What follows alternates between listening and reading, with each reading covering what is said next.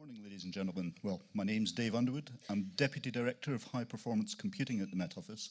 And for the past 3 years, this has been my life. This has been my aim, my goal, my vision, was to have Europe's largest high-performance supercomputer resident at the Met Office, and more than 50% of it is in the building next door, and to create a collaboration space that for the next 20 to 30 years will be the home of external collaboration between the Met Office and the city, between the Met Office and our customers, the Met Office and the region, and the Met Office and the world. This is going to be a world-recognized center for collaboration in environmental science for the next 20 to 30 years.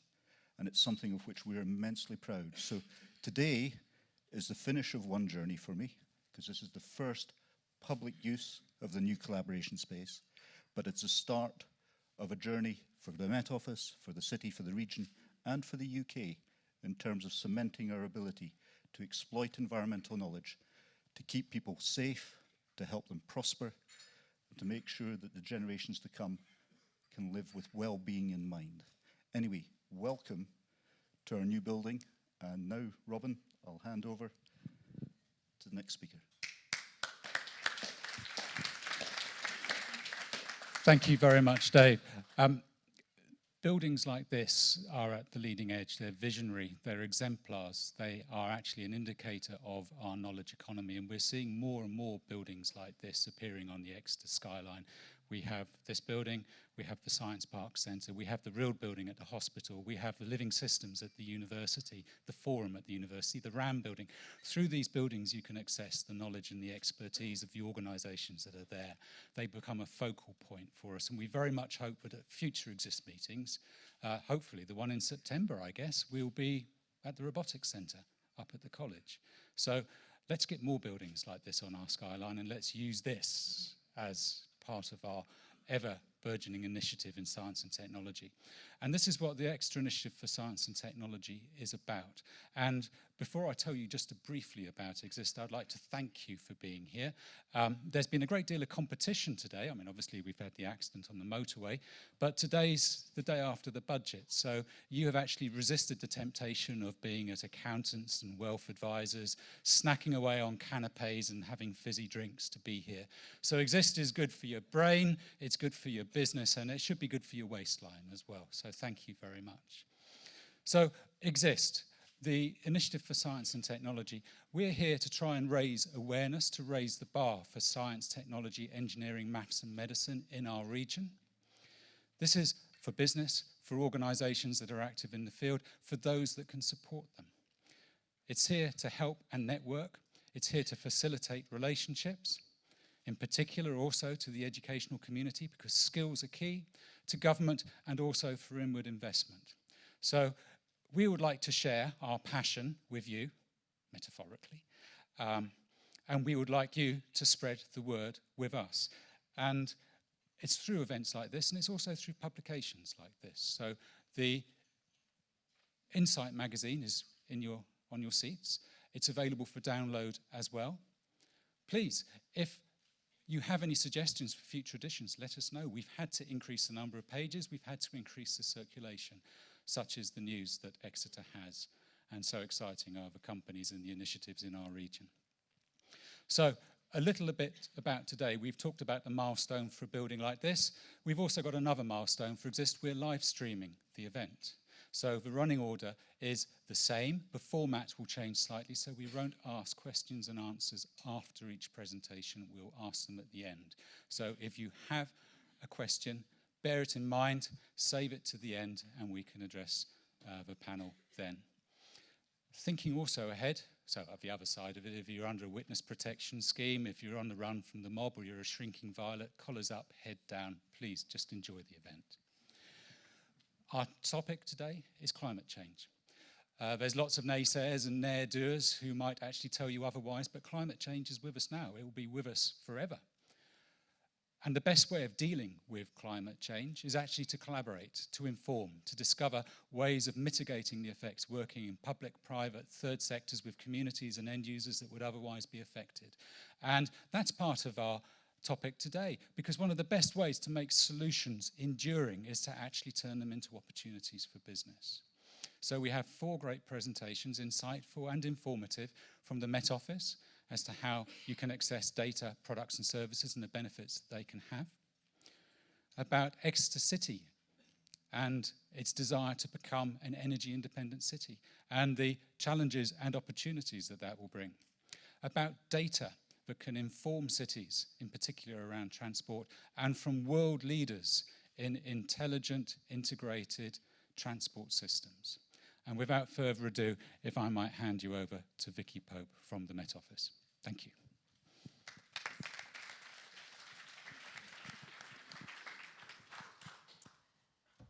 So I'm Vicky Pope. I'm Head of Science and Technology Futures at the Met Office, and I'm really excited to be the first formal speaker in this new building, which I've seen going up, not quite in the same way that Dave has, but last time I came here I wore a hard hat. This is very different. But I think so I'm going to talk to you today about a lot of the new things that we're starting to do already and some of the things that we're looking at for the future.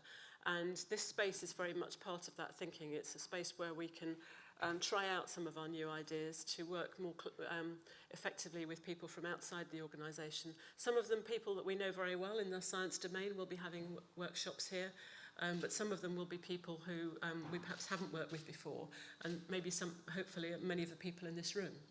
So I want to, this is the value chain that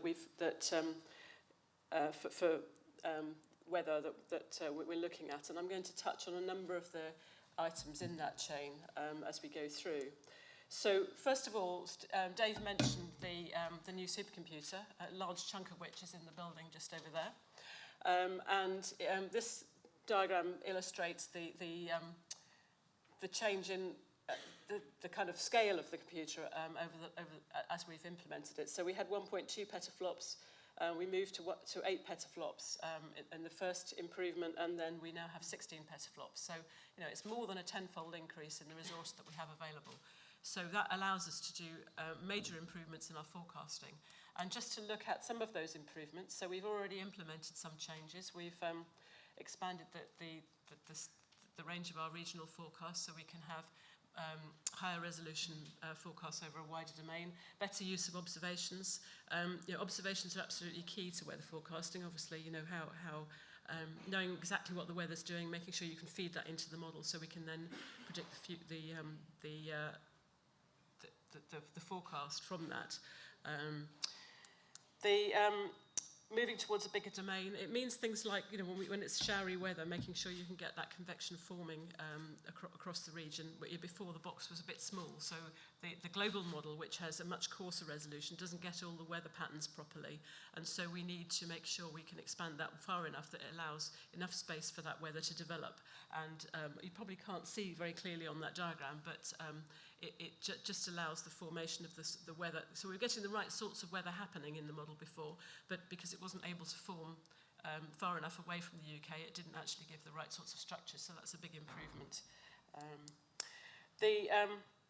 I've also increased the global resolution. With weather forecasting, you can't just have a model that represents the weather in the UK. The weather's coming, for example, from across the Atlantic. You need to have the global picture of the weather in order to do that forecast. Some weather services use global models from elsewhere and just run a regional model, but we have our own global model as well. And actually making sure that that's getting the best possible large-scale weather patterns is really important. So we put a lot of our investment into that global modelling. It also means that we can then apply that in other parts of the world. So in terms of supporting UK governments in providing support in other countries, we can do that. We can also sell services abroad. So, for example, we have a relationship with the Singapore Met Service where they're implementing our model in their weather forecasting systems, and we've supported them in training them to use that as well. And that's a commercial arrangement, whereas in other cases we've had it's more of a development relationship, capacity building in some countries in parts of Africa, for example. So it allows us to do those other things as well as providing forecasts for the UK. As well as improving the actual computing infrastructure and the modelling, we're also always improving our observations, and something that's being implemented this year is a new radar network, which will give us better rainfall information and better wind information. We increasingly run what we call ensemble forecasts, so recognizing that the weather is uncertain. We run basically a series of forecasts, not just one, but of course that's much more expensive. You run 20 forecasts instead of one forecast, that's 20 times the cost. But in order to get a good representation and an understanding of what the uncertainties in the weather are, you need to do that. So if you listen carefully to the weather forecast, sometimes you'll hear the forecaster say, you know, we're pretty certain that the weather tomorrow is going to do this, but there's a risk later on in the week it might do something really bad, but you need to keep a watch out for the forecast to see how that's going to change. So it allows you to make those sorts of statements. You can quantify that in terms of probabilities. The public are quite resistant to using probabilities, so we tend to use the language that we describe things to achieve that. But it's all based on, you know, this kind of numerical output. So in the future, what we want to do is increase the vertical resolution, so that give us a better representation of the weather as well, and also couple the atmosphere and the ocean. We use the ocean's very important when you look on a climate timescale, very long timescales, because a lot of heat is stored in the ocean, and also the kind of movements of currents have a big impact on the long-term weather, but they can also have an effect on shorter timescales as well. So what we're doing is using the technology that we developed for climate to improve the weather forecast as well. So what do we do with all the data that comes out? So, I mean, you can imagine a more than a tenfold increase in data is presenting a bit of a headache for us. So not just, we were already having difficulty getting the data out the door for people to use, and so those of you who've used our data will know this, and we want to make a massive improvement in that. But equally, we sometimes struggle to get all of our data to our own scientists, so we're having to improve our internal processes as well. And what we aim to do is to have a system that is used both externally and internally, so that, because what you tend to find is if your own staff are using something, they're the biggest tests, you know, and they'll come back and tell you if you've got it wrong, and that will mean we'll provide a better service to people outside. And we're also looking at the kind of business model around how we provide data as well. In the dim and distant past, it was very much, you know, we're Met Officers Trading Funds owned by government, but we have to return some of the cost to government to kind of subsidise what the taxpayer does. So we have to charge for our data. We've then got an increasing push from government for open data and make everything free and open. But people are starting to realise that actually there can be a huge cost to that. The volumes of data that we've got mean that actually making everything free would be almost impossible. It would just cost too much. So it's, you know, somebody's paying somewhere. So we have to think about a way of making it much more accessible to people so people can innovate with it, but equally make sure that it's sustainable. Whoops, I've gone the wrong way, sorry. So we're looking at a kind of open, available model. And rather than charging for data, charging for the service attached to it. So if you might be, you know, a small developer developing a piece of software, we'd like to be in a position where we can say, here, you can use this stuff for free. This particular thing you can use for free. But when you actually commercialize that, there's some means of us recouping that. Because, for example, if you're developing an operational service and you need to be delivering it 24/7, you need a 24/7 service to support that. So you're paying for that service rather than the data itself. So that's the kind of thing that we're looking at for the future. And we're in the process of putting the technology in place to enable that to happen. There's a technology solution and a business model solution that has to go in hand. Just to give you an example of the kind of thing that we can do with our outputs. So, you know, we can produce complicated science out of it, but this is an attempt to convey information. In this case, it's about climate change. This is a project that was done some years ago now. But it's a very simple way of summarising the impacts of climate change on the energy sector. So this was a project that was instigated by National Grid, and it involved a number of all the big, actually, energy companies contributed. And they commissioned us to do a piece of work. We worked in partnership with the engineers in the energy companies who understand the performance of their infrastructure, and our climate scientists who understand climate change, and they came up with this as a summary of what they found. And essentially, the more green it is, the less of a risk it is to that asset, and the more red it is, the more of a risk climate change is, and there's time along the bottom. So you can see that when you look at things like coastal infrastructure, as sea level rise increases, that infrastructure will be affected by climate change because of the sea level having an impact on that coastal infrastructure. In the case of wind, at this time, we didn't have enough information to tell people how the wind resource was going to change, and that's why it's grey. So that was an indication that we didn't know. But there's a great long report that sits behind that. But this is a good illustration of sort of infographics that you can use to help with these sorts of things. As I say, I mean, there are much more sophisticated things available now. This was done 8 years ago now, but it's still a useful example. Another example of a commercial product that we provide is to help water companies with looking at leakage. Obviously, there are many things that affect leakage. I'm not going to go through all those in detail, but one of them is the weather. And actually, when you start to look at it in more detail, there are lots of impacts. So, if you're thinking about burst pipes and things like that, you've got to get the temperature right. So the air temperature, water temperature, all of these things have an impact, and you can develop models that bring together the weather information with some of the modelling of how pipes behave and so on. And so we did a project where we worked in partnership with a water company to produce a product which then is marketed to other water companies, and we jointly market that. So that's an example of a kind of commercial application. The other example I gave,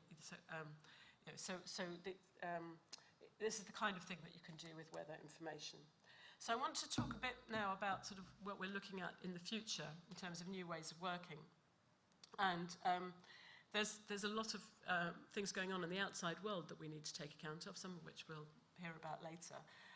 And so, we're looking at, are there aspects of what we do that we need to do differently? How do we need to interact with, do we need to be providing information to people who are developing autonomous vehicles, for example? What's the what are the weather sensitivities of those compared to, current transport systems?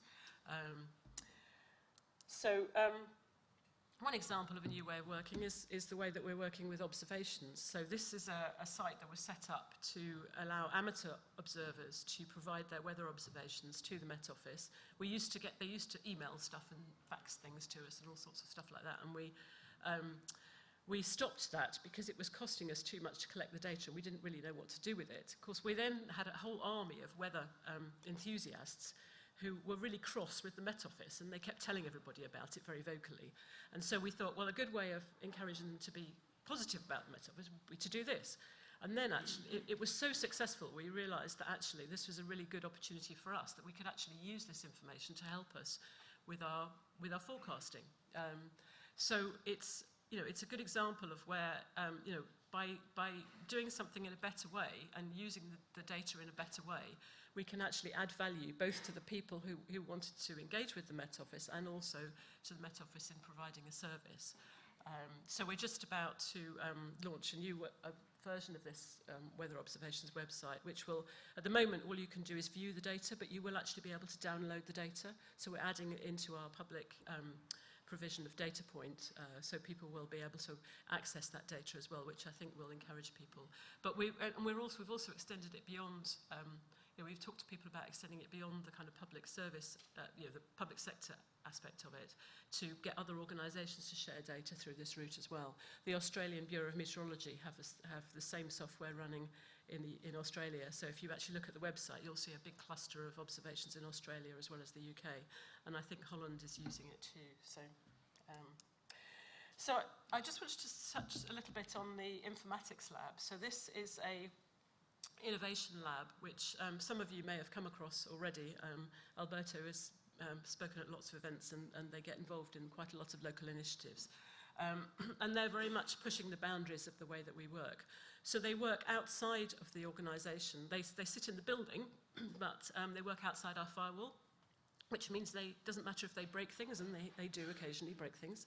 I think they got the virus in their system, and they basically had to close it down and start again. And they learned from that, but they couldn't possibly have done that within the Met Office, because it might have brought down the weather forecast, the national forecast or something.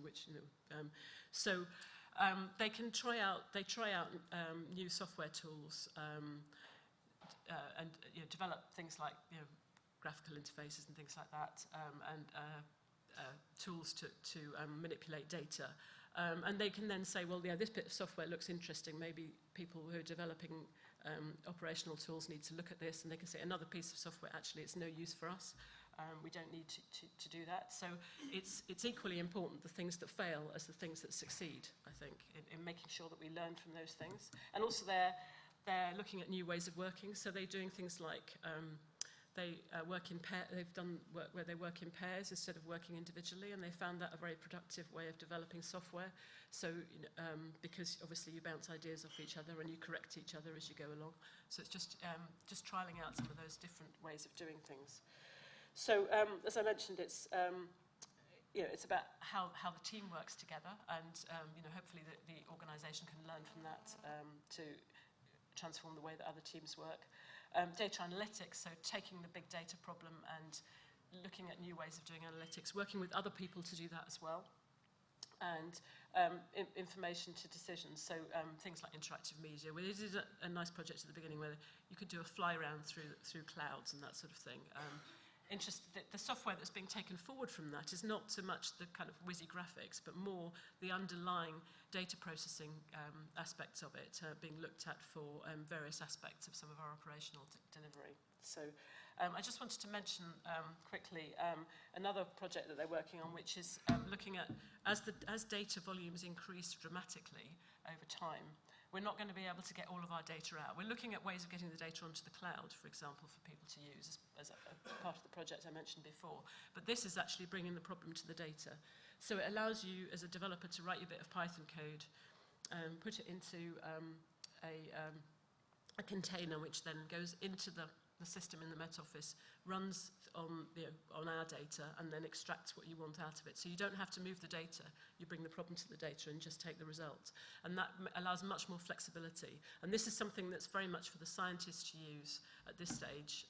So our scientists can take 2 or 3 days to get the data out of the machine that they need to use. This will, speed that to a few minutes. So it's that kind of thing is the thing that we're taking forward. And I know I've run out of time. So I was going to mention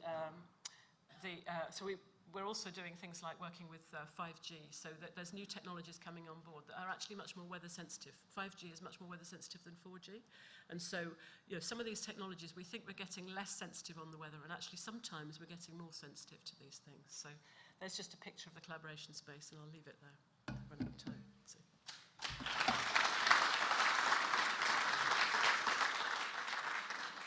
Thank you so much, Vicky. Just for those of you that are taking photographs and everything, remember we are live streaming. If you go to the Twitter site for ExIST at ExIST_Exeter, you'll see there's a link to this, and you can be able to view these things after the event as well. So remember also, if you've got questions to ask, keep them in mind, and we can ask them at the end of this event. But now over to Glenn, who's come from Exeter City Futures to tell us more about the Exeter Energy Report. Glenn. Thanks, Robin. So, it's great actually to be talking in the context of climate change, because for me personally, thinking about Exeter's energy independence started with the work that was going on in Exeter and with the Met Office around the 5th annual report of the IPCC, looking at the kinds of climate change that we're going to be facing. So it's an inspiration actually for the stuff that actually got us started on looking at this project.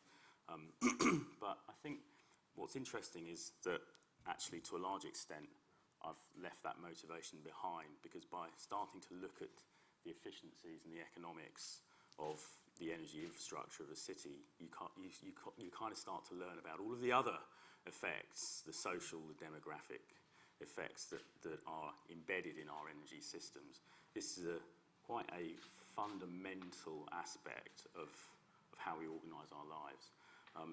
And that I'm very lucky to have had the support of people like Rosie Denham and Kareem Hassan to help me understand those things.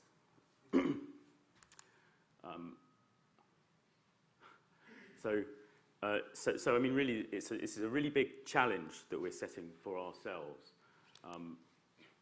and what it is about trying to think big about the kind of world that we want to create for ourselves over the next 10 years. And things can change fast in 10 years.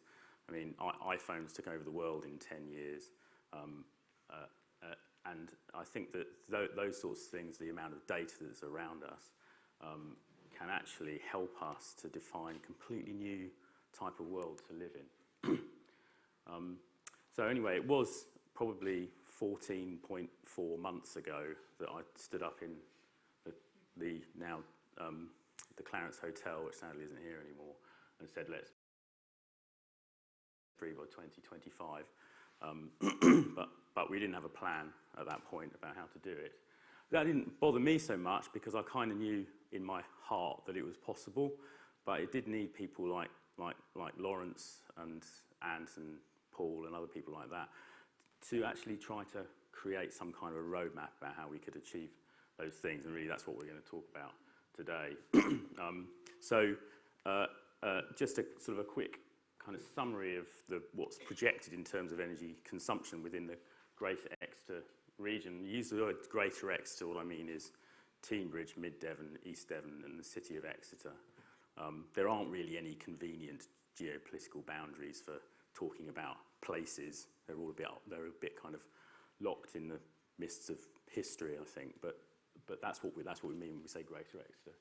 So we currently use about 10,000 gigawatts hours of energy per year, and given that we're all scientists here, I'm assuming I don't need to explain what a gigawatt hour is. Is that correct? A million of those, a gigawatt's another 1,000 of those, and a terawatt's another 1,000 of them. So it's a lot, but it's actually very hard to imagine exactly what it is, because energy is a fairly intangible thing anyway. But it's a hell of a lot. Is it 380 times to the moon, Lawrence? 368. 368 times to the moon. And on current kind of projections of the way we consume energy within the Greater Exeter region, it's going to grow over the next 10 years. So that, I think, is problematic, and it's also one of the major global drivers of climate change. So anyway, the good news is, having got our heads down for the best part of 6 months, our team, but also working with a large engineering PLC, Ocado AEA, who we had to get to help us because otherwise we were worried that people wouldn't believe what we were saying. If you use up all of the local renewable energy resource available, everything possible, wind turbines everywhere, solar everywhere, kind of really hit the demand reduction as hard as you can, we actually could have a surplus of energy. In fact, a really large surplus of energy in the Greater Exeter region. But there will be a lot of kind of difficulties around that. There'll be planning constraints, there'll be technological constraints. So a perhaps more realistic view of the development opportunities for renewable energy over the next 10 years leaves us maybe halfway there. But the interesting thing about this half here is that almost represents the consumption that we use within our transport infrastructure. It's a whole other subject, but I'll come on to that in a second. So we've got 10 recommendations out of this chunky report. I think it's quite an interesting thing to do, maybe to kind of have a read of that report and see if you can come up with your own recommendations, because this is not an exhaustive list of things that you could do. In fact, there's probably an infinite number of ways that we can address these problems, and one of which, of course, is just to switch everything off and walk, which might not be such a bad idea, but we haven't considered that. You won't be surprised to hear. And I think actually within the office, in Oxygen House, there are a number of reformed bankers. So we've put this in the language of transactions. So please don't hold it against me. I don't do it anymore. But I think it's really important. I think it's really important to kind of try and cast it in the language of where the cash comes from, where the businesses are, what sorts of things that we can do which are sustainable or even make us money in the medium and long term. Because as Robin, I think, rightly pointed out, is really you want sustainable change. It comes through business, because business is the way we organise our activity in sustainable ways. So recommendation 1 is about commercial buildings, trying to create net energy positive zones. So an ability to export and sell energy from commercial buildings that we're living in. We're a long way off of this at the moment, but we do have some opportunities to start to explore this. We're working on it in our own buildings, and the council are also working on on the possibility of some net energy projects. And that could, I mean, it's not a huge amount of potential for generation, but 110 gigawatt hours shouldn't be sniffed at. But it's also the technical challenge that you undertake that's a really important thing to engage with.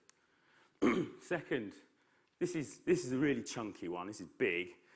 Exeter's got a lot of old housing, so domestic retrofit is really important. We're really failing on domestic retrofit in the UK. Nothing's happening about it. Now, there isn't really a good excuse for that, because it is a business, it can be a business. It's just that we don't have the oomph, really, to overcome it. Now, I think that by setting examples and really pushing hard in one very specific place, I think we have a much more of an opportunity to turn this into a really significant, large-scale business with major employment possibilities as well. 2,500 people would be required to work for 10 years, retrofitting the building stock of Greater Exeter. It would also, of course, lead to much improved places to live and create quite a significant economic impulse to the region. Yes, let's not live in these things. Let's live in these things. And just a sort of quick summary of what the kinds of things that you might be doing if you're doing domestic retrofit. There are just a couple of heroes really here. It's the building fabric and heat pumps. I mean, look at that. And the interesting thing about heat pumps is we're actually a centre of excellence for heat pumps here in the southwest, one of the UK's most significant heat pump manufacturers. So let's do that. And so this is a challenge for you guys as well, I hope. I hope there's some people in the room who are going to go and start some of these businesses or do the deals with the large utility firms or whatever it takes to get these things started. Domestic appliances. Again, this is not massive, but it's easy. We should just get rid of our old fridges and buy some new ones. And I think there's some really interesting ideas that you could look at around, for instance, a scrappage scheme, 105 gigawatt hours. We, our restaurants and our small businesses within the centre of Exeter, our hotels and our supermarkets also shed huge amounts of energy unnecessarily. I just realised someone holds up a little thing to say how long I've got. On 4. Yeah, we shed a lot of energy in these things, and it's unnecessary, but also it's a waste of money. And these businesses will be more efficient if we address this issue. It will raise productivity in the area. And productivity is a magic word. Use the word productivity and people in central government listen. Use the word productivity. Use the word place-based industrial strategy. Did you notice that there was £680 million announced in the Chancellor's package yesterday as a fund to stimulate research in congestion? So we need to get some of that by using the words place-based industrial strategy and productivity. I lost loads of productivity today. I had to sit in the bloody A38 for an hour to get here. I was going to be early. God. Yes, transport. It's a mess. And it uses an enormous amount of energy. 4 terawatt hours. 4 terawatt hours we use just shipping ourselves around, mostly sitting in traffic, hitting our productivity. But also, the money we spend on it goes to Germany, it goes to the Middle East, it goes to Japan, it goes to America. Yeah, we employ some people in the northeast, but it is not a great use of our own resources. And it's making us sick as well. We're getting fatter, I certainly am, and we don't get enough exercise, we're not connected to the people around us, and it also creates an excuse to organise our society in an incredibly unproductive and inefficient way. We build empty, soulless, suburban expanses, which no one really wants to live into, but you have to because that's where the cheap housing is. And that's all enabled by transport. So we need to come up with completely different ways of organising that. Paul's going to talk some more about how data can enable different models of transport later on. But it's a massive opportunity, if we put our minds to it, a huge industrial, place-based opportunity. What else can we do? Yeah, well, so everyone talks about the constrained grid here in the southwest. We've built enough solar, we can't have any more. We've built enough wind, we can't have any more. Where are we going to put the batteries? We can't stick the batteries in the grid because it's a real shame. Actually, I think it's a really easy problem to solve. It's all about risk aversion in the network providers. It's a data problem. There are already quite a lot of interesting solutions that are available to help us manage our grid constraints more effectively. So that's a really big opportunity. But also, our own local grids are also a huge opportunity. I mean, the wholesale retail spread in electricity is 60% of the total cost of electricity. So that's another really great local business. Onshore generation, massive. I mean, part of that big gap is all about the political and planning constraints of having more solar and more wind. That is really, it's a political issue, and it's about our own attitudes towards things like wind turbines. We're a very conservative region, but it's interesting listening to the young people in my office yesterday talking about how they really love wind turbines. Now, I think we need to capitalise on those kinds of attitudes. The attitudes of the generations below us are more positive to non-car ownership. They are more positive to local energy generation. Let's take advantage of that, and it's huge. It's 3.9 terawatt hours. We need to really understand the economics. We need to build business models. We need to be positive about the business models. We need to push hard, keep pushing hard, look for the people who will support us. They are out there, but we're going to be producing, with Exeter City Futures and City Science, a really detailed economic case for how some of these things can happen, and the impact on local productivity if we do address some of these things. I think some of the stuff that the university can help us with is to start to build more efficient types of technology for producing energy, and then the joker, the wild card, the thing that kind of makes everything else irrelevant, really, if we can get hold of it, are the really large amounts of energy that sits in our trapped in our radioactive rocks and is in our oceans and our rivers and around us. 100 terawatt hours. That's enormous. Anyway, thank you very much. My time's up.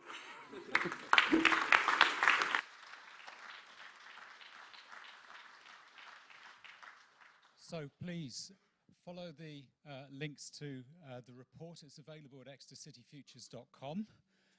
There's challenges as well. So if you can actually think of solutions that you would like to suggest, you could turn this into a business and you could be supported, accelerated, incubated through Exeter City Futures and the Oxygen House Group. So do go and look up. And as part of the Oxygen House stable of companies, we're very pleased to have a change in a speaker today. We had Lawrence Oakes-Ash, who many of you have met before. This is not Lawrence speaking today. City Science has just recruited an eminent associate professor from the University of Plymouth, Paul Hewson, who speaks nationally and is an expert in statistical studies, solving solutions for communities and in particular around transport. Paul. Thank you. So I need some buttons or I'll be ad-libbing. As an introduction, I'm Paul Hewson. I'm a data scientist at City Science. We have a focus on the science of making some of the energy and transport changes happen. And transport's an interesting topic. I know we're meant to be talking about climate change at the moment, but it touches every aspect of our life, so much so we take it for granted and don't think about it. And I just wanted to pick up on a couple of virtuous circles that exist within thinking about transport. And I'm going to look at a little case study in the way transport relates to our health. And what we have here is some previous work. It's a map that was created for Sport England. To my mind, the colour ramps back to front, but it's measuring, it's based on the Active People Survey, and it's looking at where all kinds of people, but this graph specifically looks at young adults, where they're meeting the absolute bare minimum target for exercise. Red areas, people, young adults, are most likely to be doing 30 minutes a month, so it's a pretty minimal standard. Yellow areas, they're not doing their 30 minutes a month. So what's this telling us? In 10, 20, 30, 40 years' time, we're going to see a map that looks an awful lot like that for diabetes or heart disease. And that's a massive health issue, which is projected to cost the NHS 17 billion. But here's the virtuous circle with climate change. The same way of addressing this problem is the way we address climate change. If we can move to more personal active transport, we build activity and exercise into our lifestyles. And it's both relieves congestion, it has health benefits, and changes the environment. So that's just a kind of highlight at the way all these different things interact. This is also an interesting plot that also picks up on, alluded to the idea of young adults and what their life's going to be like as they kind of grow up. This is a backcast of just what happens in terms of our road injury risk. And this is a heat map. So across the bottom axis, we're going back to the early 80s, and then it runs forward to around 2015. And then along this axis, we're looking at your age. So I'm somewhere on there. The dark blob is tied in with 16, 17-year-olds. It's a heat map. The darker the map, the redder the map, the more likely you are per capita to be injured in a road accident. So there's a known here. We can see 16, 17-year-olds get motorbikes or cars and have kind of crashes. We all knew that already, but what does come out from this visual are the strong cohort effects. If we follow that line, we're following somebody who was born in the 60s, and we're seeing what happens to that group of people as they age. And it's really interesting that there are these strong cohort effects in road accidents, which is just one aspect of the way we use the roads. We could look at a similar plot for preferences around car ownership over time in cities, and we'd find that young people around here, there's also a pale patch. It's no longer the rite of passage to own a car. And again, highlighting the fact that when we think about transport planning, it's always long term. We're not planning for what might happen tomorrow or next week. We're planning for 10 years, 20 years, 30 years.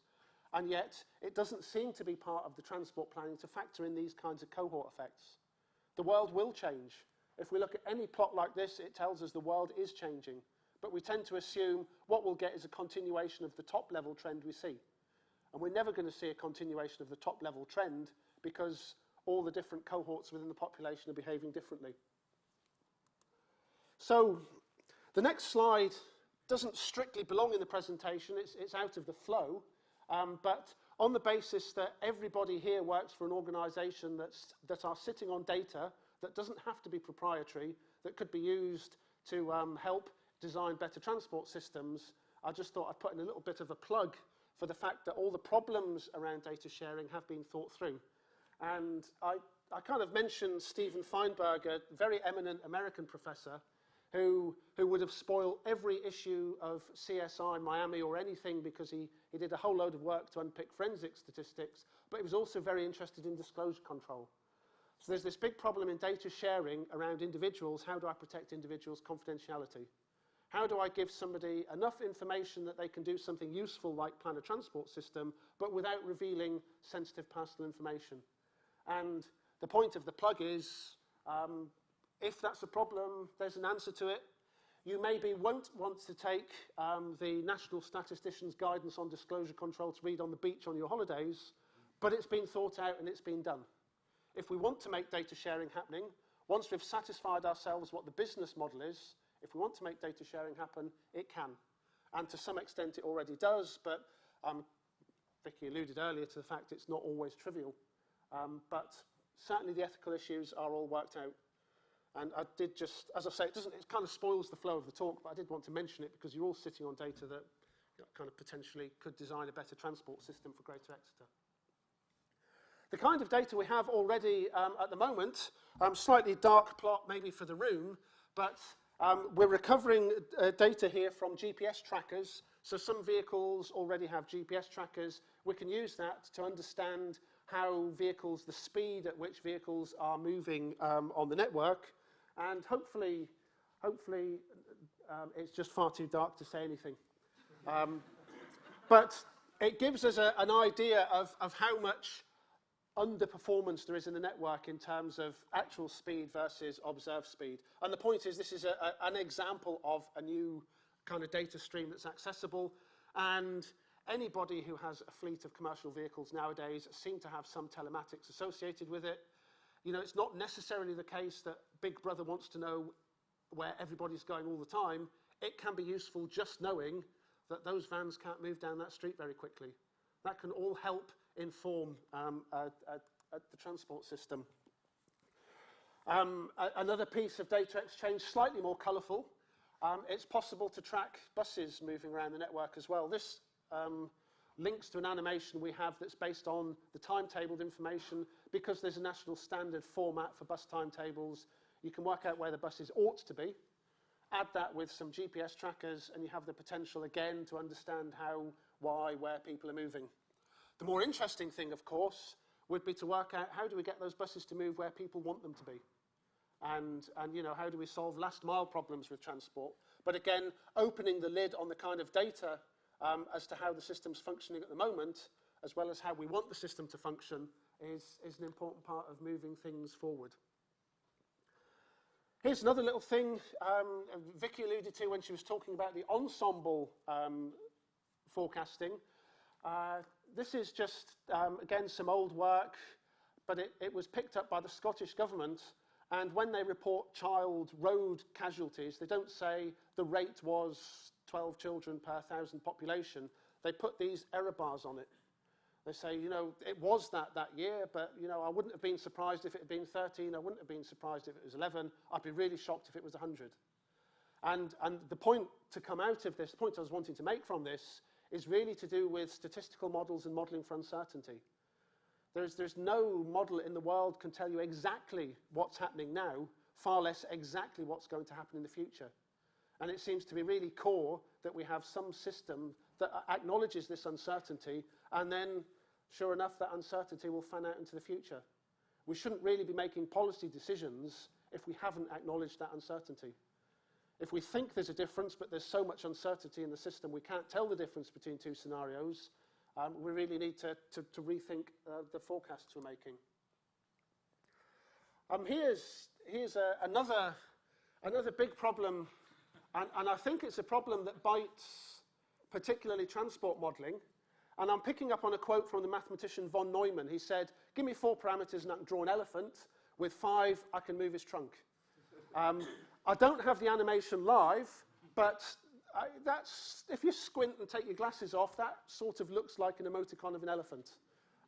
The paper there, somebody literally did that. They did cheat and use complex numbers, but the point he's making is if you have too many parameters in a system, you can make it fit anything you want. And he's not making the usual lies, damn lies, and statistics criticism. He's making a point that you can conscientiously think you're doing the right thing, but if your model has more parameters or freedom in the parameters, you can kind of do crazy things with it without realizing there's no scientific validity beyond what you've just done in your hands. And when we get to transport modeling, the whole system is full of huge numbers of parameters. There's parameters for seasonal adjustments. What happened last year at this place? I have a monitor from 5 years ago that was taken in May. I now want to know what's going to happen in August. I have vast arrays of parameters that do have a degree of constraint on them, but there are so many of them, there is an enormous amount of freedom in the system. And of course, this freedom matters because we're not trying to build a transport model that tells you how the city works today. We're trying to build a transport model that you can break, you can do what-ifs on. And if you've overfitted to a specific set of data, it has no validity when you start doing the what-ifs or the projections. And I wanted to particularly do a little toy example. It's a hideously toy example, but I'm going to pull a rabbit out of the hat. So the numbers are artificially simple so that everybody can check I'm not cheating. And the idea is we are sitting at the origin, which is home. I want to get to a destination, which is work. I have two choices of ways of getting there. I can go via B, I can go via C. And I have horribly simple linear functions that describe how the system behaves. So it will take me the number of cars divided by 100 units of time to go from A to B. Whatever I do, it will take me 45 units of time to go from B to the destination. Now, put that in the hands of a game theorist, and they'll tell you that there's an equilibrium to be had here. And the idea is if I start 4,000 cars off at the origin, I want 2,000 to go through B, 2,000 to go through C, do all the math, everybody takes 65 minutes. If anybody swaps route, it will take them longer. So the game theorists tell you, you've got an equilibrium, 65 minutes, that's the best you can do. Now at this point, somebody decides to put a load of super duper new, very wide tarmac. And again, it's an artificial example, so they haven't found a hole in the time-space continuum. It's just 0 minutes to keep the math simple. But essentially, the equilibrium now is that everybody has to travel origin, B, C, destination. When they do that, it takes 80 minutes. If you try and do anything different, it will take you longer. There is no incentive to take a different route. Now, that's just a standard party piece. It's thought it exists in the real world. There's a whole 4-lane superhighway in South Korea got dug up and everything got better afterwards. But the point I'm not making the point this might happen in the real world, we'll fix all Exeter's congestion problems if we identify where this has happened. The point's to look at the assumptions that created this paradox. And the big assumption is that we're all economically rational, that we all take the least cost route from origin to destination. It could well be, I'm going to carry on driving down there because I just love having the road to myself. It doesn't matter what the economics are. I could carry on doing that because I've always done that. I notice it's taking me longer, but there's more traffic on the road these days. I might always go that way because I've got to drop somebody off at school. So the question is, we build models based on assumptions that don't seem sensible. And the data we use assumes all we do is go from the same origin every day to the same destination every day. We never vary. I always do the same trip. And of course, even more interesting, one purpose, one cost function, and bizarrely there's an illogicality in transport planning that when it comes to public transport or road tolling, I use a whole different set of assumptions. But the point is we have built ourselves a system that's designed on a set of assumptions that don't look safe. And therefore, we think some of the modern data that we can access can let us build a more robust and more scientific model of how transport moves and how people want to move. And the last slide really is just an exciting project we have going with Lightfoot. And this is a lovely example of citizens as co-producers of data. There's an opt-in to a gamified gadget for your car that tells you how economically you're driving. And some people can buy it, some people can get given one, and we get the modeling data. And this, therefore, gets us away from all the assumptions as to how people might actually behave on the network, and we can look at how they really behave. How do individual people actually behave? What routing choices do they take? And so on. And hopefully that's the first step towards building much more robust and scientific models for transport. So that's our goal. The questions are much further at the end, but we think both the availability of modern data sources and all the data sources we're going to tap you up for at some point, as well as data like the Lightfoot, will enable us to more scientifically analyse and forecast for the future what our transport system ought to look like. Thank you.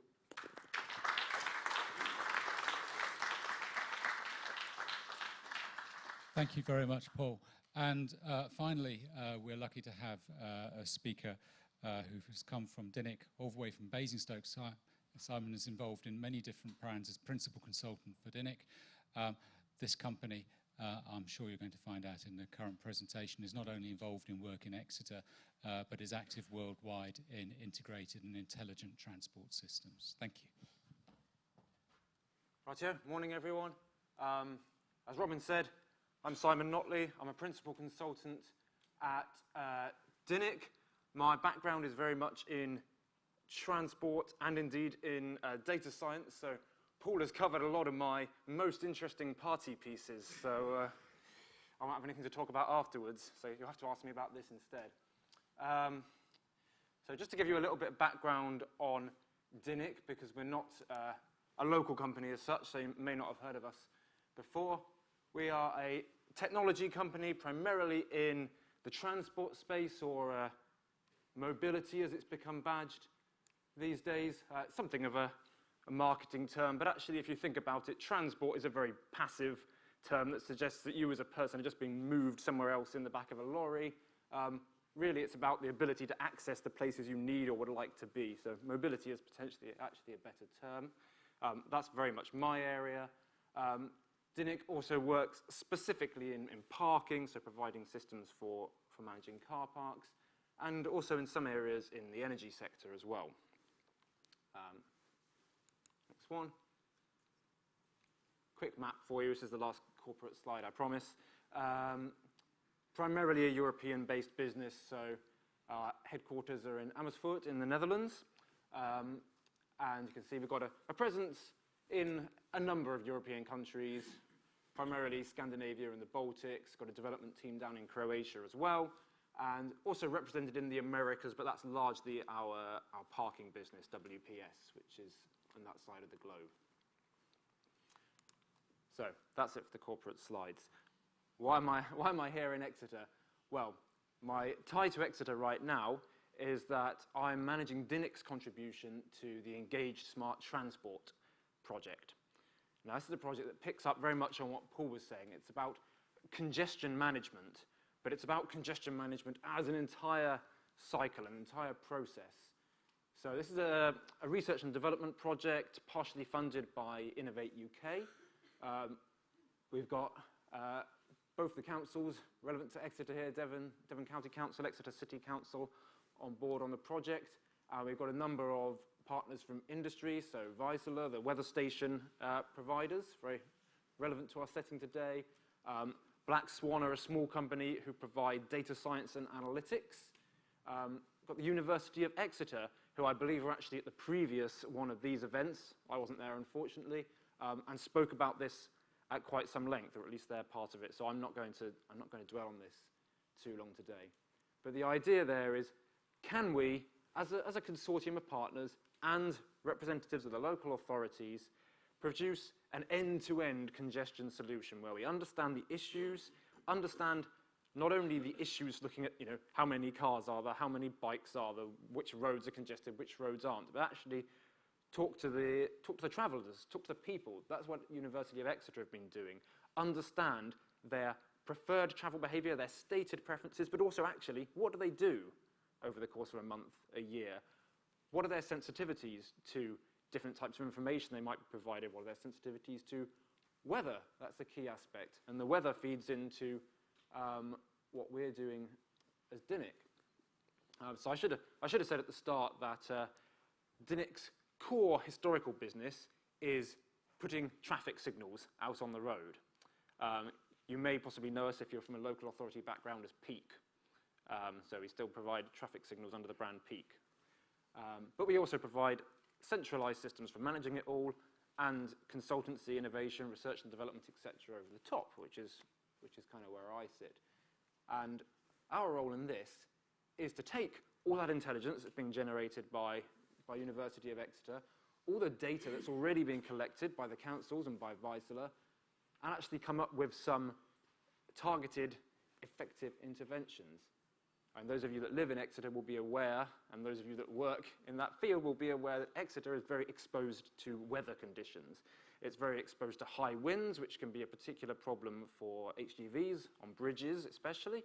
And it's also very prone to icing. There's a preoccupation of the councils, is the formation of ice on the roads. So those are two kind of quick wins potentially if we can identify solutions which allow people to modify their travel behavior to deal with those potential problems.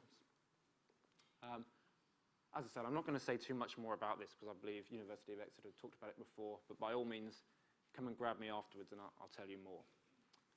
What I'd like to talk about is some of the things DINIC are doing in the UK and around the world which pertain specifically to climate change and the environment.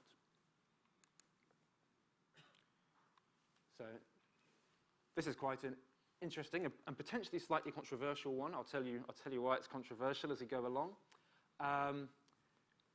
Green flow and freight priority. So this is a combination of two interventions that is designed to improve air quality in urban areas. And there are two projects on this as well. There's a trial project, and now we're actually rolling out to a full-scale commercial deployment of this. And I'll give you some stats on those after I've explained what it is. So two aspects of this are for HGVs, lorries, a display which sits in the cab or can be integrated into an existing display in the cab if they already have that kind of kit in the cab. And what this does is it talks to the traffic signals. You probably have heard that cooperative is a big buzzword in the world of transport at the moment. Vehicles talking to infrastructure, infrastructure talking to vehicles, vehicles talking to each other, and the ultimate move towards autonomy perhaps. So what happens here is the traffic signals talk to the lorry, and they tell the lorry driver when the signals are going to go green if they're currently red, and the converse. Why is this useful? Well, it's useful because when, as a driver of a 44-ton truck, I pull up at a red light, come to a complete stop, then put my foot down, shift through my X number of gears to start again, I can burn up to a litre of diesel in that one manoeuvre. And all that diesel, all the fumes, come directly out of my tailpipe to the people around me. So it's instantly cost my employer quite a chunk of money and cost everyone standing around me on the street quite a chunk of their life expectancy.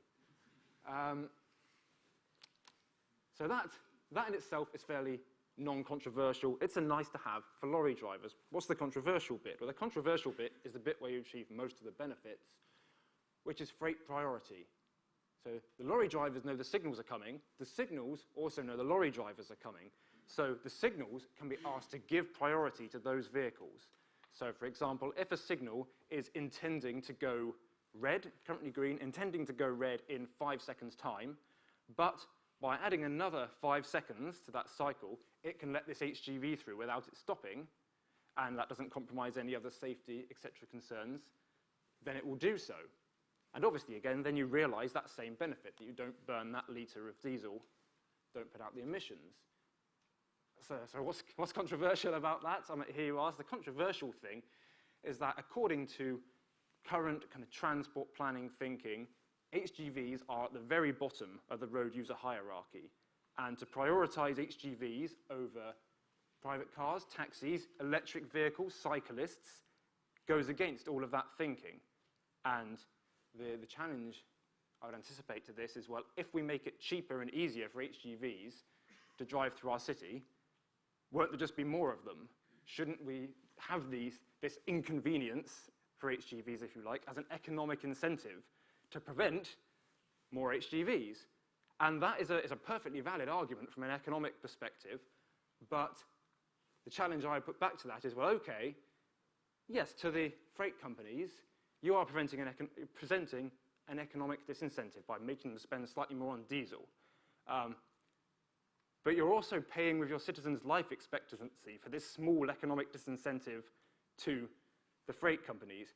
Is that really the best way to present an economic disincentive, to load most of the costs onto innocent bystanders who have nothing to do with this transaction? I think there's probably more intelligent ways. This is a pragmatic solution to reduce air quality. If you want to reduce freight in your cities, then do something more holistic that doesn't impact the bystanders, would be my response. A few quick stats on the actual scale of the benefits you can get from this. So this was initially trialled in a city called Helmond in the Netherlands under the Frijlot project, which is an EU-funded project. And that only involved 7 trucks, but it did run for a whole year, so still quite a lot of data was collected. And that demonstrated a 50%, over 50%, in fact, reduction in stops at intersections by those HGVs, and ultimately reduced fuel emissions and therefore fuel usage and therefore emissions by 13%. So as you can imagine, that's a pretty significant improvement in air quality for the people around and a pretty significant reduction in costs for the freight company. So it's actually one of those rare win-win scenarios. We're now taking this to an operational scale, so initially in Helmond again because the kit's already there, but expanding to offer a national service around 650 vehicles to Jumbo, who are a big supermarket in Holland. You saw one of their trucks in the previous slide, kind of the Sainsbury's equivalent. But one really key point to draw from all this, which is something that's been alluded to by a couple of the speakers earlier on, is that, well, why is this in Holland? Why are we doing it in Holland and why are we not doing it in the UK right now? It's in Holland because of something called talking traffic. And this is an initiative by the Dutch government to open their traffic signal controller standard. So anyone who has the appropriate access and authority can talk to all of the traffic signal controllers across the whole of Holland. So that means we can roll out a service like this across the whole of Holland. Whereas in the UK, we'd be limited to saying, okay, what type of signals do you have? Are they maintained and supplied by DINIC? Okay, in that case, we can give your freight vehicles priority as long as the local authority have signed it off for the next 20 miles, but then you're on your own, sorry. So it's a much more fragmented situation. So this opening of data, opening of standards is really important to be able to deliver these kind of initiatives. Second thing I'd like to talk about today is something that actually is here in the UK, but could be applied anywhere. And this is the concept of virtual emissions monitoring. Now, many of you will probably be familiar with air quality monitoring, whereby you buy potentially a reasonably expensive, although they're becoming cheaper, air quality monitoring station, set it up somewhere, and it detects the levels of particulates, etc., in the air and reports that back. And they're very, very effective for that purpose. However, they do only achieve that purpose. They tell you exactly what the air is like right there, right at that second. And as those meteorologists in the room will know, that is very much a function of what pollutants are going into the air, but also the wind direction, the level of sunlight, the level of moisture, movements of air currents due to surrounding buildings, etc. None of these are things we can control on a second-by-second basis. However, if we're a transport operator, a traffic operator, someone sat in a control room with the ability to disseminate information to motorists, change traffic signal timings, we do have an influence over the number of pollutants coming into the atmosphere. But right now, there's not really a way to connect that to the outputs from air quality monitoring. So what we've offered here is a kind of intermediate solution. It uses existing traffic detection, so there's no actual direct measurement of air quality or emissions. It simply uses all the various dimensions of existing traffic detection technology, so it measures vehicle flows, vehicle speeds, lengths of vehicles, fuses that with data on, for example, long vehicles are likely to be HGVs, HGVs have this particular split of engines at this particular time in this particular geographic area, and runs effectively emissions modeling such as you might apply in a transport planning process, but it runs it in real time. So you can be sat there as a transport operator with a constant feed of how much nitrous oxides, for example, you're pumping into the atmosphere from your transport network at any given moment. And I've coined the phrase for this, operationalizing air quality, because you're using highly reactive data sources, you can make instantaneous second-by-second decisions to try and actually improve air quality, rather than kind of embedding that in the long-term planning process only. Of course, it belongs there as well. So, running to the end of my time, just 3 examples quickly of things you can do once you've got this kind of technology in place. Potentially dynamic clean air zones. This fits particularly well with automated vehicles, you can imagine. So if you have an area which you want to make a clean air zone, but it doesn't need to be a permanent clean air zone with signage, and enforcement. For example, you want a clean air zone around a route that a lot of school children use to walk to school, but you only need that clean air zone during the times that they're walking to school. You could potentially create that by using this information to understand the emissions and then pushing that information back to vehicles. If they're automated, they'll do what you say. If they've got humans in them, then that's a slightly trickier issue, as I was chatting to someone about earlier. You can make real-time responses, and you can even build it right into the very low-level tactical elements of signal control. You can have signals, a bit like the freight priority I was talking about earlier on, that are optimized specifically to reduce emissions rather than to reduce delay. So with that, I'm being shown that my time is up. I did have one more slide, which was about Compass 4D. So if you heard of the European Compass 4D project and want to ask me about it, you can do so in a couple of minutes. So that is all from me. Thank you very much.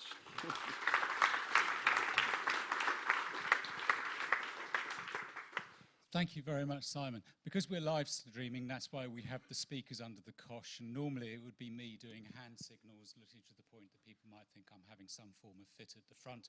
We've had these placards coming up telling everybody to keep to time. So thank you so much, speakers, for keeping to time. Thank you very much for BitPod for live streaming this for us. And now's the opportunity for you to ask questions from the presenters today.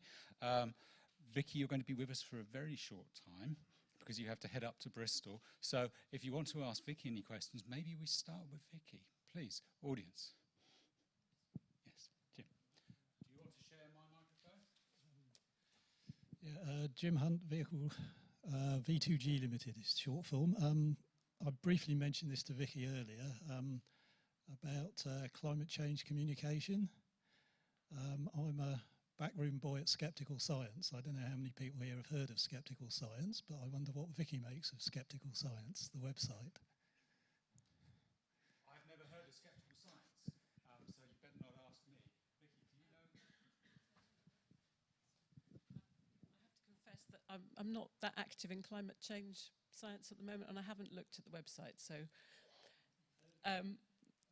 well, I've heard of that type of website, but if you've got a specific question, maybe I could answer it, but I can't, because I haven't looked at it, so I can't really answer.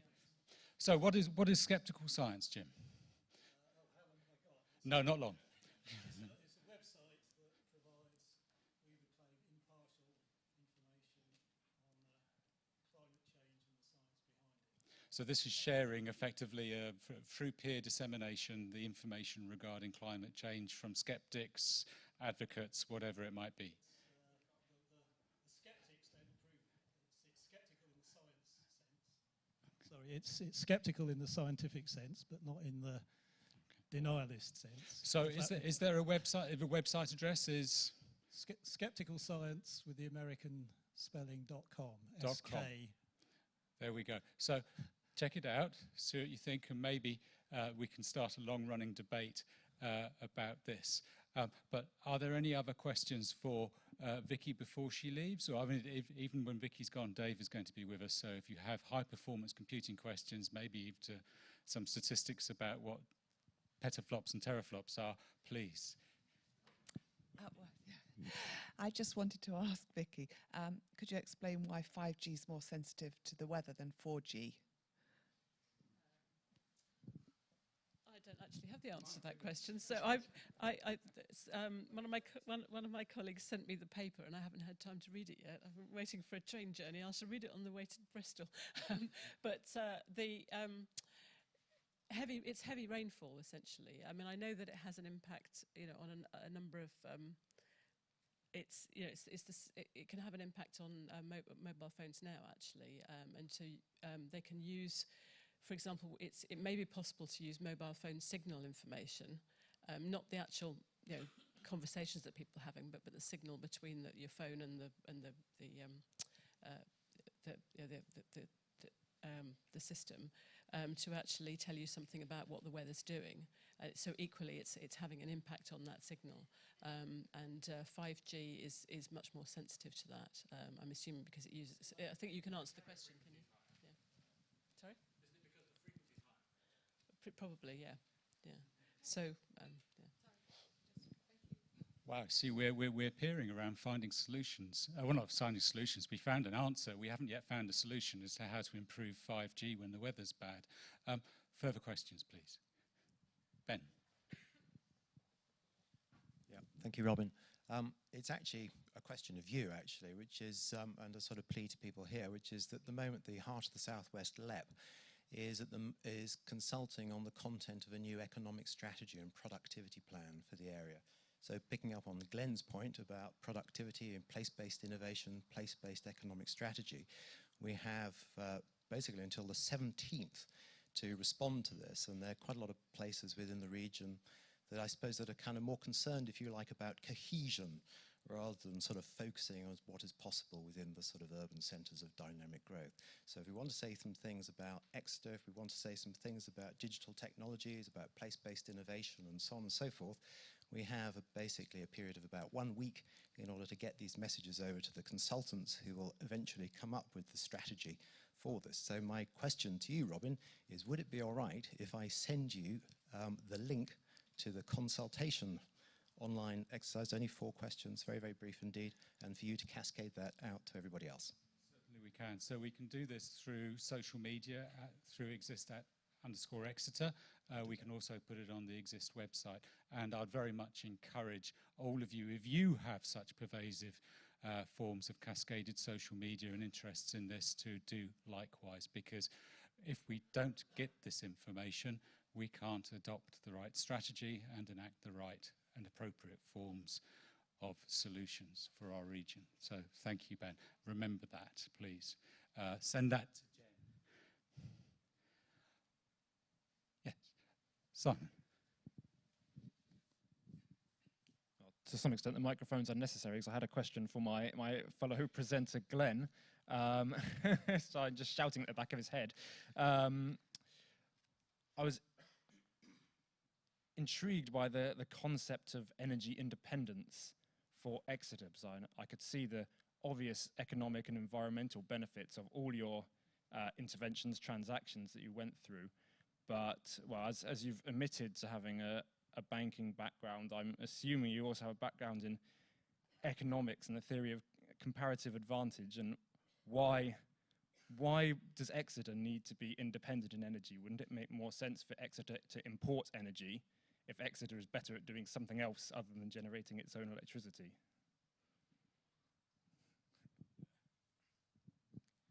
Well, I think that's a very good economic question.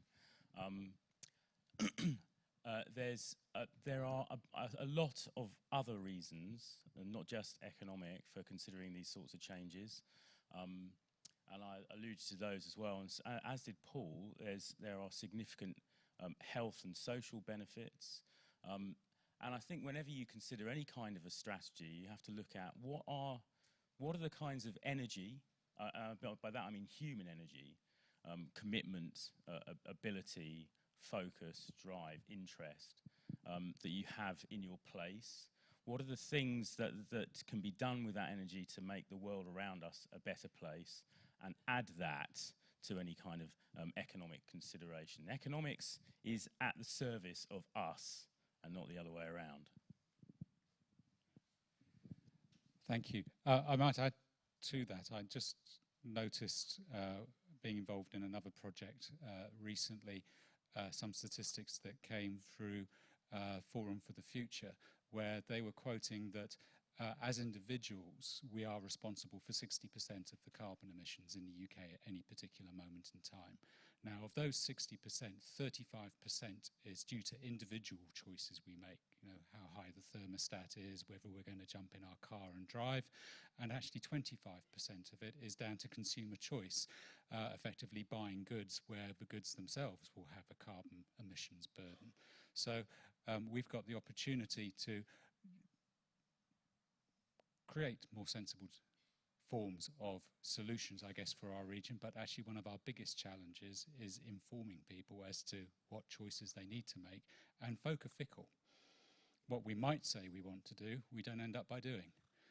I will keep on talking about how much I love organic and sustainable goods, but actually if the price is right at the supermarket, or if I need the carbon and bacon boost, I'll probably buy something completely different.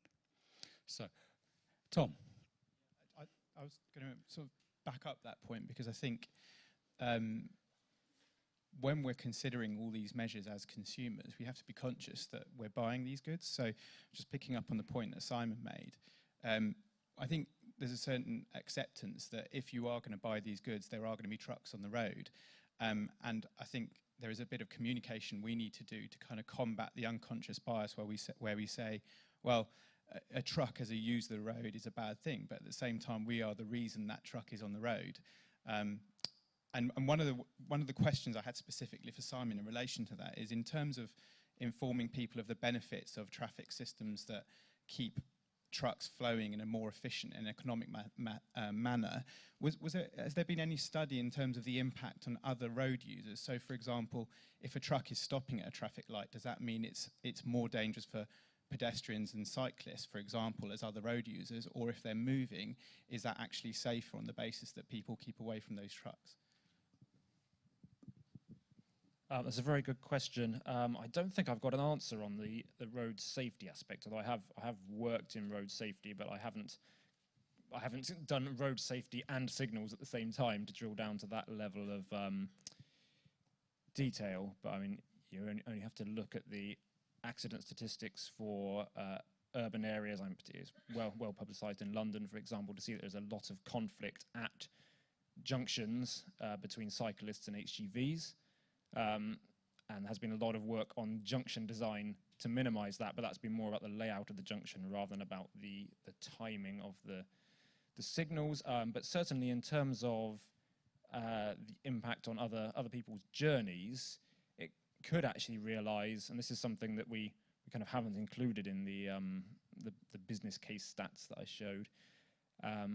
HGVs, obviously, because they're sat there shifting through the gears and burning lots of diesel, also take a very long time to pull away from a stop line, which significantly impacts the capacity of the road at that point. So can actually contribute to congestion as well. So actually, by easing the passage of HGVs, you may end up easing the passage of quite a few other people at the same time. And it also helps the signals work better, because the part of the calibration of the signals is getting the capacity of that stop line calibrated correctly, and having a lot of HGVs or a change in the proportion of HGVs can really throw that out. So yeah, I hope that's half an answer to your question at least. Thanks. Thank you. John. Hello, can I ask a simple question as to why we're concentrating on cities? I mean, is this because cities are inevitable? One would think that, with the increased communications facilities these days, there'd be less need to cluster in cities. Wouldn't it be better if we were more evenly spread across the landscape? I mean, we see things from central government talking about the rest of the country. It's always about this city or that city or that city. What about all the other areas and other people? It's a global trend. But why?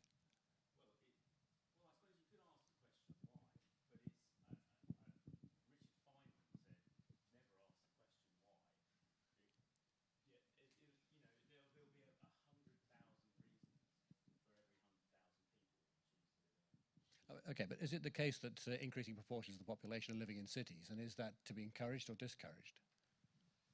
Well, I personally think that you can create more efficient living spaces by putting people in cities. So what happens at the moment? There'll be. I think your question is an incredibly broad question, and at the end of the day, it's to do with how we want to organise our lives. You're absolutely right. But yeah, well, yeah, you're absolutely right. It is a choice, yeah. Well, actually, one of the big issues that Devon will face is that, I don't forget how many people actually in Exeter live in Exeter versus the working population of Exeter. The majority of the working population of Exeter come from outside Exeter. 40,000 people come into Exeter every day by car. Every single day. So if you're going to have a city that's going to be an economic powerhouse, you're going to have an immediate impact upon your region. And I live in an outlying village, and it's wonderful. But my kids have such trouble getting into the city that I would love a pervasive transport solution that would spread far beyond our city boundaries. And actually that's part of the data challenge, really. Because if you can turn it into a business case, then hopefully you'll be able to persuade Stagecoach and others to adopt it. If I could just, sorry, Robin. So, I mean, if you're asking a general question about cities, or you're asking a specific question about Exeter, they're quite different answers, I think. Exeter's quite an unusual place in that it's got a very distributed urban-like infrastructure. Yeah. Okay. And, that's outside my pay grade, I think. Veering into politics now. Please. Yeah, well, if we're veering into politics, so that's okay. That's my territory. Yeah, I think it's a really interesting question, and I think it's probably a much broader question than we can address here. And I think there's two things, though, fundamentally. One is, nonetheless, it is happening, and we have to address it if we want Exeter and our other cities and cities around the world to continue to be good places to live, or to be better places to live than they are now. But also in terms of the Exeter City Futures project and the work they're doing, it's very much about Exeter in the broadest sense, and it's including the real economic area. And as you've rightly said, I think it's now 50%, if not slightly more, of the workforce that commutes into the city.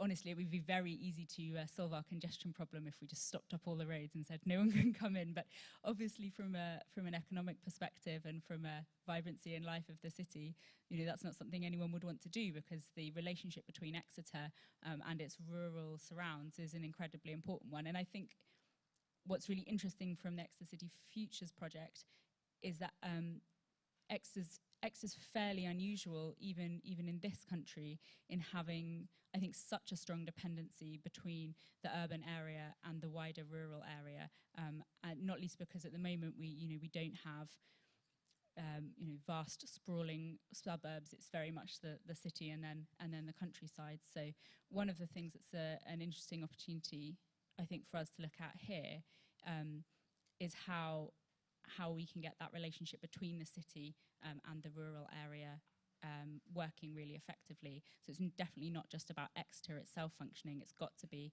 how the wider area plays into it as well. For sure, and I think that actually even plays into, Ben, your request for people to fill in this consultation and participate. So please do this, it's going to get contentious. Any further questions? Jim. This is a question for Glenn. Can I stand up and see the answer, by the way? Sorry, is that okay? I just wondered how many people in the audience, and particularly Glenn and Lawrence, have heard of Molly Scott Cato's Power to Transform the Southwest project? Hands up. Anybody heard of it? Please tell us more. Well, it's not my project. It's the same sort of idea, but not just for Exeter, for the entire Southwest Peninsula. Can we power ourselves by renewable energy? Molly and her consultants reckon yes. This is very much what Glenn and Lawrence and Exeter City Futures are looking at, to make an economic case for it and to try and help policymakers, decision makers, to actually drive this forward. I just wonder why so few people in this sort of gathering have heard of it.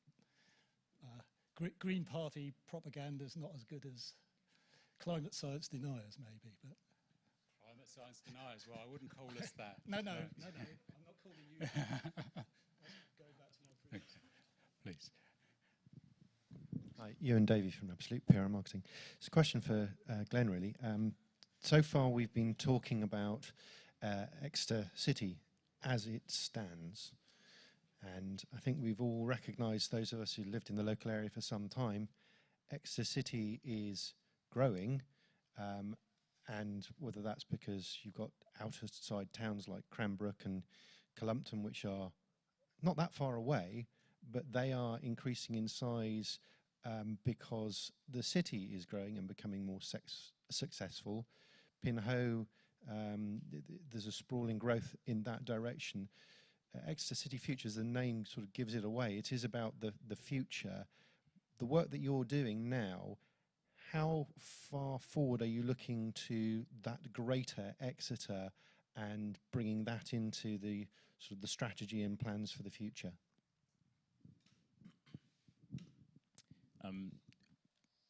9 years, 2025. But I mean, you have to think further ahead than that. And I mean, this question has to be partly answered by me and partly answered by Rosie, because what you do is defined by political will, what kind of place that people want to live in. I think what we're trying to do with Exeter City Futures is say that the options available to us are much broader than than get considered in the usual course of business. And I think the usual course of business leads down the kind of make Pinbrook bigger, make Cranbrook bigger.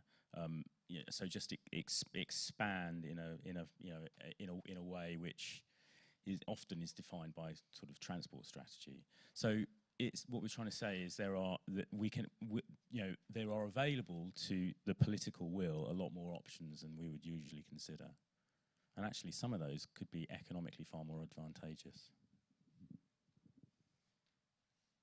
We've got time for one more question. Mark. Hello, my name's Mark Hodgson. So I'm the Managing Director of Co-Bikes. We're the first UK's electric bike hire network. So like Boris Bikes, but electric. And that's happening in Exeter. And we also run Co-Cars, which is car share. And we are one of only 2 cities in Europe that has a joint car share and electric bike. And one of only 3 between Europe and the US. So and that's commercially run. So there's a lot of opportunity. And it was great that Glenn highlighted bike and car share as being one of the solutions. So I guess the question I'm going to ask him is how does he see that vision happening? And if people want to get involved. And also just reflecting on the productivity point, great book by Professor David Mentz from Imperial College talking about the most productive cities are the ones that are not full of cars. They're the ones with mass transport and shared. And so I'd like him to reflect on how that messaging going forward, and actually saying solutions are here already.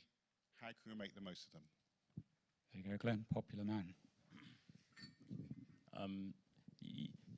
With all of these things, it's about scale and how do we reach scale and penetration in any of those things. So, Mark, how does Exeter go from 4% of journeys cycling to 34% or 50% of journeys cycled? That's fundamentally about how we use our roads today. They're full, but they're full of cars. I cycle in Exeter, but it's quite a frightening experience quite often. So it's experienced cyclists who cycle today, and we need to try and create a kind of a transport and road network which is okay for anybody to cycle on one of your electric bikes. So it's a system, really. I mean, the reason why these things are so hard is it's system of systems stuff. You know, everything relates to everything else, and you have to kind of take the whole thing by the scruff of the neck and say, we need to make this place look a bit different. So the tools, I think, to do that are here.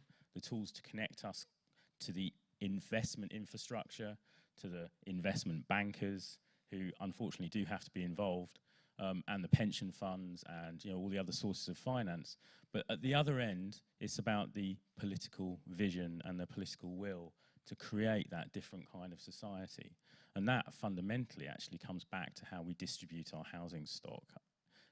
That is, and the kinds of journeys that we create by the distribution of housing stock versus the distribution of business centres, and also things like, super high-speed broadband.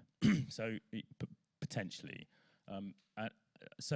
all of these things interact with each other, and we need to model and steer our way towards a place where, when a child born today, I hope, will grow up to find that the majority of their journeys are taken by walking and cycling.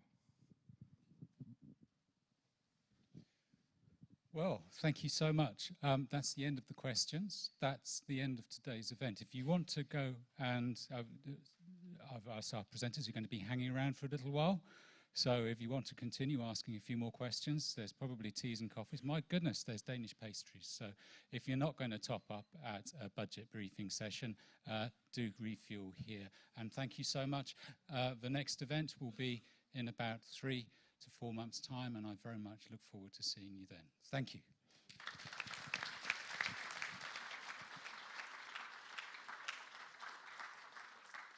And actually, one last thanks again to